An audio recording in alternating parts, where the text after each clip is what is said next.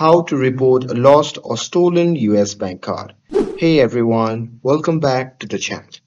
So losing your US bank card can be stressful, but don't worry.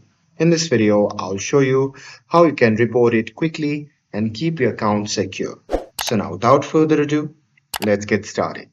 So first thing first, open any web browser and now here once inside, just click on the search bar and simply search for US Bank.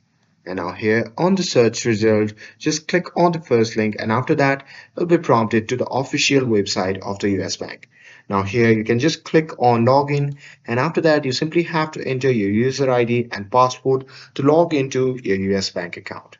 And now here once logged in, you can just click on the customer service which can be seen at the top and after that you can simply select report a lost or stolen card and here once you're done with that you can simply select the card that you want to report and confirm it's lost or stolen and after that you can simply submit the report and once you do that your card will be blocked immediately to prevent unauthorized use and that's it.